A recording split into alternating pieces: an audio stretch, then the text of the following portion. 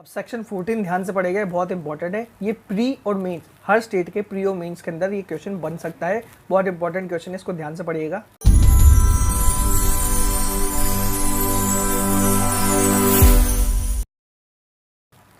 Subsection 14 जो है वो भी 2018 का जो अमेंडमेंट एक्ट आया था उसके द्वारा अमेंड कर दिया गया है, सब्स्टिट्यूट कर दिया गया है। इसके अंदर बताया गया है contracts which can not be specifically enforced.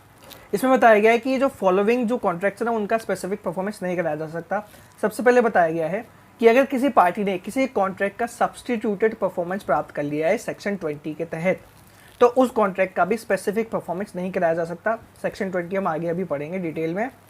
फिर आगे बताया गया ऐसा कोई कॉन्ट्रैक्ट है जिसको स्पेसिफिक परफॉर्म कराएंगे अगर उसके अंदर कंटिन्यूस एक ड्यूटी की परफॉर्मेंस की बात है और ऐसे परफॉर्मेंस को जो कोर्ट है वो कंटिन्यूसली सुपरवाइज नहीं कर सकता, ऐसे केसेस में भी उस कॉन्ट्रैक्ट का जो स्पेसिफिक परफॉर्मेंस नहीं कराया जा सकता। फिर आगे बताया गया कि ऐसा जो कॉन्ट्रैक्ट है वो पार्टी के पर्सनल क्वालिफिकेशन के ऊपर इतना डिपेंडेंट है कि कोर्ट उसको मटीरियली मतलब ऐसे के ऐसे स्पेसिफिक परफॉर्मेंस उसका नहीं करा सकता। ऐसे केस में भी कोर्ट उसका स्पेसिफिक परफॉर्मेंस नहीं कराएगा। और आगे बताया गया कि कॉन्ट्रैक्ट ऐसा जो उसके बाय नेचर ही डिटर्मिनेबल है, उसकी नेचर ही ऐसी कि उसको डिटरमाइन किया जा सकता है, तो ऐसे कॉन्ट्रैक्ट का भी स्पेसिफिक परफॉर्मेंस कोर्ट नहीं कराएगा। अब इसमें एग्जांपल लेते हैं किसमें डिटर्मिनेबल नेचर वाले जो केस है उसके अंदर एग्जांपल लेते हैं। अब आपने कॉन्ट्रैक्ट किया दोनों पार्टीज ने और उसमें एक क्लॉज डाला कि वो किसी भी पार्टी के द्वारा कभी भी रिवोक किया जा सकता है। अब उसके कॉन्ट्रैक्ट के नेचर में ऐसा है कि उसको कभी भी रिवोक किया जा सकता है, कभी भी डिटरमाइन किया जा सकता है, तो ऐसे कॉन्ट्रैक्ट का स्पेसिफिक परफॉर्मेंस नहीं कराया जाएगा। अब सेक्शन 14A के अंदर कोर्ट को पावर दी गई है कि वो ऐसे सूट को डिटरमाइन करने के लिए एक्सपर्ट की मदद भी ले सकते हैं, एक्सपर्ट भी अपॉइंट कर सकते हैं उस सूट के बारे में उनको इन्फॉर्मेशन ला के देने के लिए। सेक्शन 14A जो है वो 2018 का जो अमेंडमेंट एक्ट आया था उसके द्वारा नया इंसर्ट किया गया है। इससे पहले 14A कोई सेक्शन नहीं था, 14A सेक्शन जो है 2018 के अमेंडमेंट एक्ट के बाद ही इंसर्ट किया गया है। अब इसमें बताया गया है किसी भी सूट के चलते CPC के जितने भी प्रोविजंस है उनको ध्यान में रखते हुए, उनको मद्देनजर रखते हुए और उनको प्रिजुडाइज न करते हुए कोर्ट के पास ये पावर होगी कि किसी सूट में किसी पॉइंट के ऊपर एक्सपर्ट ओपिनियन चाहिए, एक्सपर्टीज चाहिए किसी व्यक्ति की, तो कोर्ट एक एक्सपर्ट को अपॉइंट कर सकती है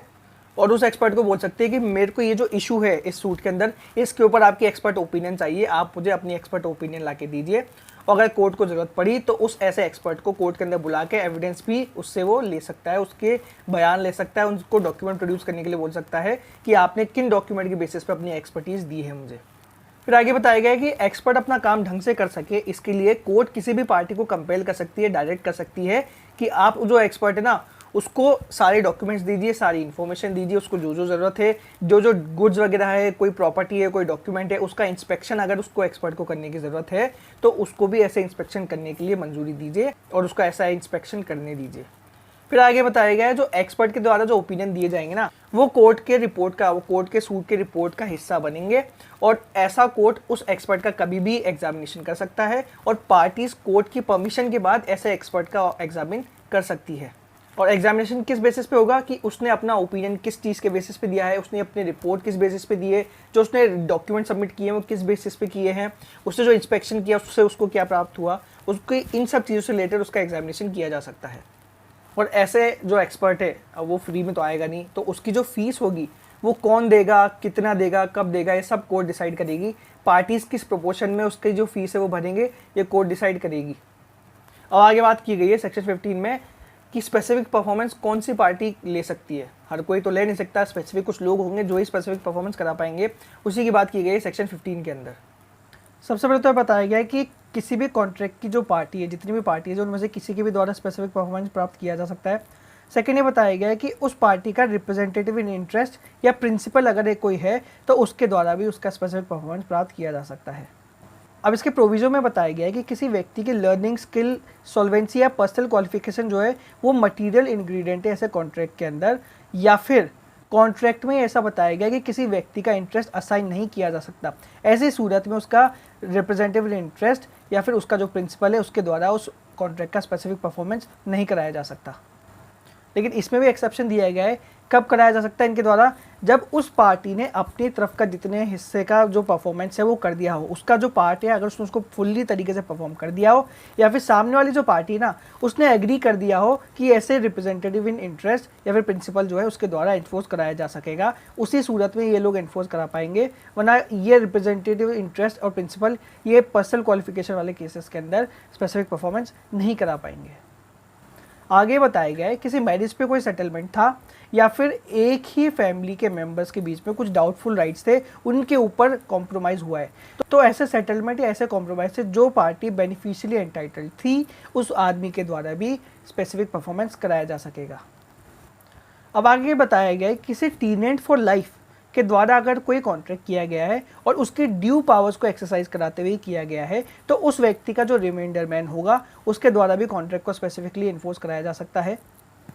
आगे बताया गया कि कोई रिविजनर इन पोजीशन है और उसके प्री डिसीजर के द्वारा कोई कोवेनेंट किया गया है और ऐसे कोवेनेंट से वो जो रिविजनर है वो एंटाइटल्ड है बेनिफिट्स का, तो ऐसे रिविजनर के द्वारा भी स्पेसिफिकली उसका परफॉर्मेंस कराया जा सकेगा। फिर आगे बताया गया कि कोई रिविजनर इन रिमाइंडर भी करा सकता है स्पेसिफिकली उसका परफॉर्मेंस अगर वो कॉन्ट्रैक्ट स्पेसिफिकली इन्फोर्स नहीं हुआ और उसके स्पेसिफिकली इन्फोर्स ना होने की वजह से उस रिविजनर को नुकसान होगा, तो वो व्यक्ति भी स्पेसिफिक परफॉर्मेंस करा सकता है। इसमें ये बात ध्यान में रखने की होगी कि वो रिविजनर जो था वो एंटाइटल था बेनिफिट्स का और अगर स्पेसिफिक परफॉर्मेंस नहीं हुआ तो उसको नुकसान पहुंचेगा। ऐसे केस में वो रिविजनर इन रिमाइंडर भी स्पेसिफिक परफॉर्मेंस करा सकेगा। अब सेक्शन FA जो है वो भी 2018 का जो अमेंडमेंट था उसके द्वारा नया जोड़ा गया है। इसमें बताया गया है कि कोई लिमिटेड लायबिलिटी पार्टनरशिप थी, उसने कोई कॉन्ट्रैक्ट किया और उसके बाद में सब्सिक्वेंटली वो किसी दूसरी लिमिटेड लायबिलिटी पार्टनरशिप के साथ अमलगमेट होकर मिलकर उन्होंने कोई नई लिमिटेड लायबिलिटी पार्टनरशिप बना ली, तो जो नई लिमिटेड लायबिलिटी पार्टनरशिप बनी है उसके द्वारा भी वो पुरानी लिमिटेड लायबिलिटी पार्टनरशिप का जो कॉन्ट्रैक्ट था उसको स्पेसिफिकली परफॉर्मेंस कराया जा सकेगा। आगे इसी तरीके से बताया गया कि कोई कंपनी थी, उसने कोई कॉन्ट्रैक्ट किया और सब्सिक्वेंटली किसी दूसरी कंपनी में जाके अमलगमेट हो गई और उन दोनों कंपनी के अमलगमेशन से कोई नई कंपनी बनी है, तो नई जो कंपनी बनी है वो पुरानी कंपनी के द्वारा किए गए कॉन्ट्रैक्ट का भी स्पेसिफिक परफॉर्मेंस करा सकेगा। आगे बताया गया है कि किसी कंपनी के इनकॉर्पोरेशन से पहले प्रोमोटर्स को, आपको सबको पता है प्रोमोटर का काम होता है कंपनी को प्रमोट करना, उसका फ़ायदा करना, नए नए लोगों को लेके आना, कॉन्ट्रैक्ट्स करना। तो इसमें बताया गया है कि किसी कंपनी के इनकॉर्पोरेशन से पहले अगर किसी प्रोमोटर के द्वारा कोई कॉन्ट्रैक्ट किया गया है और उस कंपनी के इनकॉर्पोरेशन के टर्म्स के अंदर वो जो कॉन्ट्रैक्ट जो है ना उनको वारंट कर दिया गया है, उनकी वारंटी दे दी गई है, तो ऐसे प्रोमोटर के द्वारा किया गया कॉन्ट्रैक्ट भी स्पेसिफिकली इन्फोर्स होगा। इसमें याद रखने वाली बात ये होगी कि उस कंपनी ने उस कॉन्ट्रैक्ट के टर्म्स को फुल्ली तरीके से एक्सेप्ट कर लिया हो और जो अदर पार्टी है उसको इन्फॉर्म कर दिया हो कि हमने ऐसे कॉन्ट्रैक्ट को एक्सेप्ट कर लिया है, उसी सूरत में उस कॉन्ट्रैक्ट का इन्फोर्समेंट कराया जा सकता है। सेक्शन 16 बात करता है पर्सनल बार्स टू रिलीफ। ये सेक्शन भी प्री और मेंस के नज़रिए से बहुत इंपॉर्टेंट है। इसमें बताया गया कौन कौन से व्यक्ति हैं जिनके द्वारा स्पेसिफिक परफॉर्मेंस नहीं कराया जा सकता, उन व्यक्तियों के ऊपर बार लगी हुई है। कौन कौन से व्यक्ति आइए देखते हैं। सबसे पहले तो बताया गया है जिस व्यक्ति ने सब्स्टिट्यूटेड परफॉर्मेंस प्राप्त कर लिया सेक्शन 20 के तहत, उनके द्वारा स्पेसिफिक परफॉर्मेंस नहीं कराया जा सकता। वाजिब बात है, जब आपने उस काम को करवा ही लिया तो उस व्यक्ति से दोबारा स्पेसिफिक परफॉर्मेंस करा के क्या फ़ायदा। आगे बताया गया है ऐसा व्यक्ति जो खुद परफॉर्म करने में इनकेपेबल हो चुका है, उसके द्वारा स्पेसिफिक परफॉर्मेंस नहीं कराया जा सकता। अब आगे बताया गया कि ऐसा व्यक्ति जिसके द्वारा कॉन्ट्रैक्ट का परफॉर्म किया जाना है और उसके हिस्से में कुछ कॉन्ट्रैक्ट करना रह गया है, वो उस कॉन्ट्रैक्ट के एसेंशियल टर्म्स को वायलेट करता है, तो उसके द्वारा भी स्पेसिफिक परफॉर्मेंस नहीं कराया जा सकता।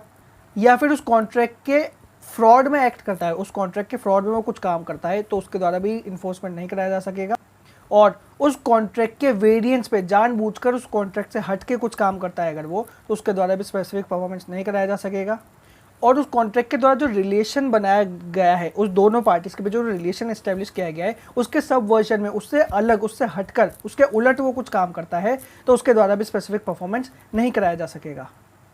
या फिर ऐसा व्यक्ति जो ये प्रूव करने में फेल कर जाता है कि उसने अपना पार्ट कर दिया है या फिर वो पार्ट करने के लिए विलफुल है और तैयार है, ये बात करने में जो व्यक्ति फेल कर जाता है उसके द्वारा भी स्पेसिफिक परफॉर्मेंस नहीं कराया जा सकेगा। तो यहाँ पे ये बात बताई गई है कि ऐसी चीज़ें जो सामने वाली पार्टी ने वेव कर दी है और करने से मना कर दिया है, उनके लिए उसको प्रूव करने की ज़रूरत नहीं है। ऐसे काम जो उसकी तरफ करना बाकी रह गए हैं और सामने वाली पार्टी ने वेव नहीं किए हैं और ऐसे एसेंशियल काम को परफॉर्म करने में वो फेल करता है, या फिर ये शो करने में फेल करता है, ये प्रूव करने में फेल करता है कि मैं विलिंग हूँ और मैं रेडी हूँ, तो ऐसे केस में उस व्यक्ति के द्वारा भी स्पेसिफिक परफॉर्मेंस नहीं कराया जा सकेगा। अब एक्सप्लेनेशन में बताया गया है कि क्लॉज C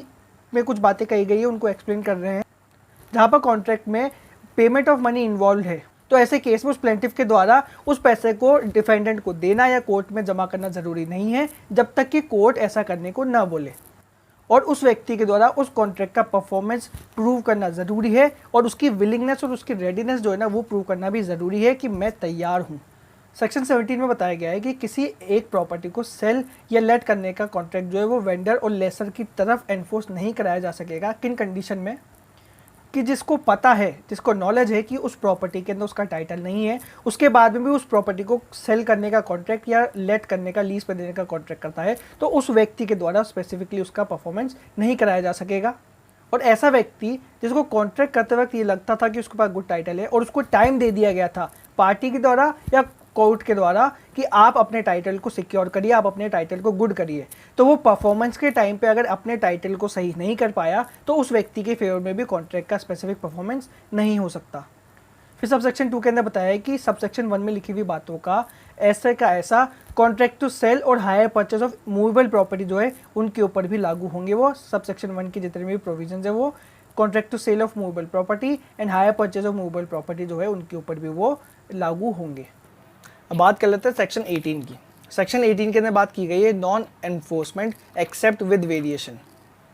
सेक्शन 18 के अंदर बात की गई है कि अगर प्लेंटिफ किसी कॉन्ट्रैक्ट के स्पेसिफिक परफॉर्मेंस कराना चाहता है और डिफेंडेंट उस कॉन्ट्रैक्ट में वेरिएशन बताता है तो इन केसेस में जो आगे बताएंगे केसेस, उन केसेस में बिना उन वेरिएशन को एक्सेप्ट किए उसका स्पेसिफिक परफॉर्मेंस नहीं कराया जाएगा। यहाँ पे ये बात ध्यान में रखने की है कि वो जो कॉन्ट्रैक्ट जो परफॉर्म कराने की बात हो रही है वो रिटन है। उस रिटर्न कॉन्ट्रैक्ट के अंदर वो डिफेंडेंट कुछ वेरिएशन डाल रहा है और उन वेरिएशन के साथ में ही परफॉर्मेंस की जाएगी, वरना परफॉर्मेंस नहीं की जाएगी। क्या केसेस हैं आगे देख लेते हैं। सबसे पहले बताया गया है कि फ्रॉड, मिस्टेक ऑफ फैक्ट या मिस रिप्रेजेंटेशन की वजह से जिस कॉन्ट्रैक्ट की परफॉर्मेंस कराने की बात की जा रही है उस कॉन्ट्रैक्ट के टर्म्स में या इफेक्ट में वो बात नहीं है जो कि पार्टीज के बीच में एग्री की गई थी, वो उससे हटके कुछ बात है जो कि परफॉर्म कराने की बात हो रही है। और या फिर उस कॉन्ट्रैक्ट के अंदर वो सारी बातें इंक्लूडेड नहीं है जिन बातों के बेसिस पे डिफेंडेंट ने उस कॉन्ट्रैक्ट में आना एग्री किया, मतलब जिन बातों के बेसिस पे डिफेंडेंट ने एग्री किया था कॉन्ट्रैक्ट करने के लिए वो कॉन्ट्रैक्ट के अंदर मेंशन ही नहीं है। फिर आगे बताया गया है कि पार्टीज का ऑब्जेक्ट तो कोई एक तरीके का लीगल रिजल्ट लाना था, लेकिन उस कॉन्ट्रैक्ट को जब परफॉर्म कराएंगे तो उसका कोई दूसरा ही लीगल रिजल्ट निकलेगा, तो ऐसे केस के अंदर वो वेरिएशन के साथ ही परफॉर्म किया जाएगा। और आखिर में बताया गया है कि पार्टीज ने कॉन्ट्रैक्ट के एग्जीक्यूशन के सब्सिक्वेंटली उसके एक टर्म्स में बदलाव कर दिया है, दोनों ने कुछ अग्री करके नए टर्म्स बना लिए हैं, तो उस कॉन्ट्रैक्ट का जो परफॉर्मेंस है वो सिर्फ और सिर्फ उन वेरिएशन के साथ में ही होगा। क्योंकि पार्टी ने अगर कुछ दूसरे टर्म्स एग्री कर लिए तो उस कॉन्ट्रैक्ट में, उस रिटर्न कॉन्ट्रैक्ट के अंदर उन टर्म्स का लिखा हुआ होना पॉसिबल ही नहीं है। तो इस वजह से टर्म्स तो कुछ और हो गए दोनों पार्टीज के बीच में, वो करना तो कुछ और चाहते हैं लेकिन कॉन्ट्रैक्ट में कुछ और लिखा हुआ है। तो ऐसे केस के अंदर जब भी कॉन्ट्रैक्ट का परफॉर्मेंस किया जाएगा तो जो डिफेंस ले रहा है डिफेंडेंट, जो वेरिएशन बता रहा है डिफेंडेंट, उसी के साथ में ही उसका परफॉर्मेंस कराया जाएगा। अब सेक्शन 15 में तो हमने बात कर ली कि कौन कौन सी पार्टी स्पेसिफिक परफॉर्मेंस करा सकती है। सेक्शन 19 ये बात करता है कि कौन सी पार्टी के अगेंस्ट स्पेसिफिक परफॉर्मेंस कराया जा सकता है। इसमें सबसे पहले तो ये बताया गया है जो पार्टीज हैं उस कॉन्ट्रैक्ट की उनके अगेंस्ट उसका स्पेसिफिक परफॉर्मेंस किया जा सकता है। फिर आगे बताया गया है कि कॉन्ट्रैक्ट के सब्सिक्वेंटली कोई दूसरा टाइटल अराइज हुआ है और उन व्यक्तियों के अंडर वो व्यक्ति क्लेम कर रहा है तो उसके अगेंस्ट भी परफॉर्मेंस कराई जा सकती है। फिर आगे बताया गया है कि अगर कोई ट्रांसफरी है जिसने गुड फेथ में अपनी जितनी भी मनी पे करनी थी उसने पे कर दी है और उसको पहले वाले कॉन्ट्रैक्ट की कोई भनक नहीं है तो उसके अगेंस्ट परफॉर्मेंस नहीं कराई जाएगी। इसका एक एग्जांपल लेते हैं। जैसे ए ने एक प्रॉपर्टी सेल करने का कॉन्ट्रैक्ट किया बी के साथ कि मैं 5,000 रुपये में अपनी प्रॉपर्टी आपको सेल करूँगा, और उसके बाद में उसने वो प्रॉपर्टी सी को बेच दी 6,000 रुपये में। अब अगर सी को ये नोटिस था कि ऐसा कॉन्ट्रैक्ट हो रखा है ए और बी के बीच में, तो बी जो है वो अपना कॉन्ट्रैक्ट की स्पेसिफिक परफॉर्मेंस सी के अगेंस्ट भी करा पाएगा क्योंकि सी को नोटिस था ऐसे कॉन्ट्रैक्ट का। अब आगे बात की गई है कि ऐसे व्यक्ति के अगेंस्ट भी स्पेसिफिक परफॉर्मेंस कराई जा सकती है जो कि एक ऐसे टाइटल के अंडर क्लेम कर रहा है जो कि कॉन्ट्रैक्ट के पहले का हो और प्लेंटिफ को पता भी था, लेकिन ऐसा टाइटल डिफेंडेंट के द्वारा डिस्प्लेस भी किया जा सकता था। एक एग्जांपल ले लेते हैं ताकि आसानी से समझ आ सके। इसमें बताया गया है कि बी और उसके 2 बेटों ने मिलकर अपने गांव में एक ज़मीन खरीदी, जॉइंटली उस प्रॉपर्टी को उन्होंने खरीदा और बी ने अपना 1/3 जो शेयर है वो सेल करने का कॉन्ट्रैक्ट किया डी के साथ, और डी को ये नॉलेज है कि वो जो प्रॉपर्टी खरीदेगा बी से वो उसके और उसके 2 बेटों के द्वारा जॉइंटली ओन की जाती है, उन्होंने जॉइंटली मिलकर ही खरीदी थी। अभी जो प्रॉपर्टी सेल करने की बात करी गई वो पूरी होती उससे पहले बी की मृत्यु हो जाती है। अब जैसा आपको पता होगा कि अगर कोई व्यक्ति जॉइंटली प्रॉपर्टी खरीदते हैं तो जो व्यक्ति उसका जॉइंट ओनर है, अगर उसकी मृत्यु हो जाती है तो वो प्रॉपर्टी बाकी बचे हुए जॉइंट ओनर्स के पास ट्रांसफ़र हो जाती है, वो उनके नाम हो जाती है, अब वो उनकी हो जाती है। लेकिन यहाँ पे बी ने अपनी प्रॉपर्टी सेल करने का, बी ने अपना पार्ट जो सेल करने का कॉन्ट्रैक्ट कर लिया था डी के साथ, इस वजह से डी के पास ये राइट होगा कि वो उसके जो बेटे हैं उनके अगेंस्ट अपना जो स्पेसिफिक कॉन्ट्रैक्ट है उसको परफॉर्म करा सकेगा। अब सेक्शन की लैंग्वेज से समझ लेते हैं। यहाँ पर बी के जो बेटे हैं वो अपना टाइटल क्लेम करेंगे ऑब्वियसली, क्योंकि वो प्रॉपर्टी अब उनके नाम होनी चाहिए, जॉइंट प्रॉपर्टी है क्योंकि। अब वो अपनी प्रॉपर्टी जो है वो क्लेम कर रहे हैं ऐसे टाइटल में जो कॉन्ट्रैक्ट से पहले आ चुका था, क्योंकि उन्होंने कॉन्ट्रैक्ट से पहले प्रॉपर्टी खरीदी थी। लेकिन यहाँ पर बी ने अपना कॉन्ट्रैक्ट कर लिया था टू सेल डी के साथ, इस वजह से डी के पास ये राइट होगा कि भले ही डी को ये पता था कि वो जो प्रॉपर्टी है उसके अंदर बी के बेटों का राइट आ जाएगा उसके बनने के बाद, लेकिन उनके बीच में कॉन्ट्रैक्ट हो चुका था, इस वजह से अब डी के पास ये राइट है कि वो अपने कॉन्ट्रैक्ट को स्पेसिफिकली एनफोर्स करा ले और बी का जो शेयर है 1/3 जिसने उसको बेचा था उसको वो अपने पास ले ले। अब सेक्शन 19 के क्लॉज बी और सी के अंदर एक डिफरेंस है, वो भी समझ लेते हैं। क्लॉज बी के अंदर तो उस व्यक्ति के अगेंस्ट केस फाइल किया जा रहा है, उस व्यक्ति के अगेंस्ट स्पेसिफिक परफॉर्मेंस करवाई जा रही है जो कि कॉन्ट्रैक्ट के बाद में डिराइव कर रहा है अपना टाइटल। लेकिन सी के अंदर वो जो टाइटल है उनका वो कॉन्ट्रैक्ट के पहले आ चुका है, तो ये एक मेजर डिफरेंस है कॉन्ट्रैक्ट के पहले और कॉन्ट्रैक्ट के बाद में टाइटल अराइज होने का। अब क्लॉज सी ए जो है वो भी 2018 के अमेंडमेंट एक्ट के द्वारा जोड़ा गया था। इसमें बताया गया है कि अगर कोई लिमिटेड लायबिलिटी पार्टनरशिप है, उसने कॉन्ट्रैक्ट किया और सब्सिक्वेंटली किसी दूसरी लिमिटेड लायबिलिटी पार्टनरशिप के साथ अमलगमेट हो गई, तो जो नई लिमिटेड लायबिलिटी पार्टनरशिप जो अराइज हुई है उसके अगेंस्ट भी कॉन्ट्रैक्ट का स्पेसिफिक परफॉर्मेंस कराया जा सकता है। ऐसे ही क्लॉज डी के अंदर कोई कंपनी कॉन्ट्रैक्ट करती है और सब्सिक्वेंटली अमलगमेट हो जाती है दूसरी कंपनी में, तो न्यूली जो कंपनी बनी है उसके अगेंस्ट भी कॉन्ट्रैक्ट स्पेसिफिकली परफॉर्म करवाया जा सकता है। अब ई के अंदर प्रोमोटर ने कंपनी के इनकॉर्पोरेशन से पहले कोई कॉन्ट्रैक्ट किया और कंपनी ने अपने जो टर्म्स है, इनकॉर्पोरेशन के जो टर्म्स है उसके अंदर कॉन्ट्रैक्ट को वारंट कर दिया हो, तो कॉन्ट्रैक्ट को वारंटी दे दी हो, तो जो कंपनी है उसके अगेंस्ट भी कॉन्ट्रैक्ट स्पेसिफिकली परफॉर्म करवाया जा सकता है। प्रोविजन में बताया गया है कि वो कंपनी के द्वारा कॉन्ट्रैक्ट का एक्सेप्टेंस होना चाहिए और जो सामने वाली पार्टी हो उसको इस चीज़ की इन्फॉर्मेशन होनी चाहिए, उसको ऐसे एक्सेप्टेंस के कम्युनिकेशन मिल जानी चाहिए कि हमने ऐसे कॉन्ट्रैक्ट को एक्सेप्ट कर लिया है। अब बात करते हैं सेक्शन 20 की। सेक्शन 20 जो है वो सब्सटीट्यूट कर दिया गया है 2018 के अमेंडमेंट एक्ट के द्वारा। इसमें बताया गया है substituted performance of contract. Subsection 1 के अंदर बताया गया है कि इंडियन कॉन्ट्रैक्ट एक्ट के जो प्रोविजन है ना, उनको ध्यान में रखते हुए, उनकी जनरलिटी को बिना प्रिजुडाइज किए हुए, और अगर पार्टीज़ ने कुछ और तय कर रखा है, कुछ दूसरे टर्म तय कर रखे हैं, उनको प्रिजुडाइज किए हुए, उनके अगेंस्ट जाए हुए, यहाँ पे बताया गया है कि अगर किसी एक व्यक्ति के नॉन परफॉर्मेंस की वजह से कॉन्ट्रैक्ट ब्रोक हो रहा है, ब्रीच हो रहा है, तो जिस व्यक्ति को ब्रीच की वजह से लॉस हो रहा है उसके पास ये राइट होगा कि वो जो परफॉर्मेंस है वो किसी थर्ड पार्टी से करा ले। जो उस व्यक्ति ने परफॉर्म नहीं किया वो किसी थर्ड पार्टी से उस एक्ट की सब्स्टिट्यूटेड परफॉर्मेंस करवा ले, या फिर अपनी एजेंसी से उसकी सब्स्टिट्यूटेड परफॉर्मेंस करवा ले। और उसके बाद ये भी राइट होगा कि उसको जो एक्सपेंस लगे हैं ऐसे परफॉर्मेंस कराने की वजह से, या फिर उसको कोई जो नुकसान हुआ है, उसकी जो कॉस्ट लगी है, वो सब कुछ वो जो पार्टी जिसने नॉन परफॉर्मेंस की है उससे रिकवर कर सकता है। और सबसेक्शन 2 के अंदर बताया गया कि सबसेक्शन 1 के अंदर सब्स्टिट्यूटेड परफॉर्मेंस जब तक नहीं कराएगी जब तक वो सब्स्टिट्यूटेड परफॉर्मेंस जो करवाना चाह रहा है वो उस व्यक्ति को 30 दिन का रिटर्न नोटिस नहीं देता जिस व्यक्ति ने ब्रीच किया है। उसको नोटिस में ये बोलेगा कि आप आइए और मेरे लिए परफॉर्मेंस कर दीजिए, और नोटिस में बताएगा कि अगर आप रिफ्यूज़ल करते हैं या फिर आप परफॉर्म नहीं करते तो मैं किसी थर्ड पार्टी से इसका सब्स्टिट्यूटेड परफॉर्मेंस करवा लूँगा। और प्रोविजन में बताया है कि वो एक्सपेंसेस और वो कॉस्ट जब तक रिकवर नहीं कर पाएगा जब तक वो किसी थर्ड पार्टी से या अपने एजेंसी से उसकी सब्स्टिट्यूटेड परफॉर्मेंस नहीं करवा लेता। अब सबसेक्शन 3 के अंदर वाजिब से एक बात बताई गई है कि अगर एक व्यक्ति ने सब्स्टिट्यूटेड परफॉर्मेंस करा ली है किसी थर्ड पार्टी या अपने एजेंसी से, तो वो जो ब्रीच करने वाली पार्टी है उसके अगेंस्ट स्पेसिफिक परफॉर्मेंस का सूट फाइल नहीं कर सकता, उससे स्पेसिफिक परफॉर्मेंस नहीं करा सकता। वो दो बार एक ही कॉन्ट्रैक्ट को क्यों परफॉर्म करवाएगा? एक बार आपने सब्स्टिट्यूटेड परफॉर्मेंस करा ली तो अब स्पेसिफिक परफॉर्मेंस की जरूरत नहीं है, तो आप नहीं करवाएंगे। लेकिन सबसेक्शन 4 के अंदर ये बताया गया है कि जो कंपनसेशन है ब्रीच की वजह से उसका जो नुकसान हुआ है उसका कंपनसेशन तो वो क्लेम कर पाएगा।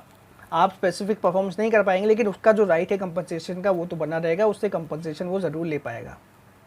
आज के लिए बस इतना ही। उम्मीद करता हूँ वीडियो आपको पसंद आया होगा। अगर ये वीडियो पसंद आया तो इस वीडियो को लाइक करें, मेरे चैनल को सब्सक्राइब करें। इससे पहले का जो वीडियोज़ है मैंने उनका लिंक डिस्क्रिप्शन बॉक्स में दिया हुआ है, उनको भी जाकर जरूर देखें। मैंने बाकी प्लेलिस्ट भी दे रखी है जो हरियाणा जुडिशरी के लिए या फिर ट्रांसफर प्रॉपर्टी एक्ट की जो प्लेलिस्ट है वो भी मैंने दे रखी है, वो भी जाकर ज़रूर देखिएगा। जय हिंद, जय भारत।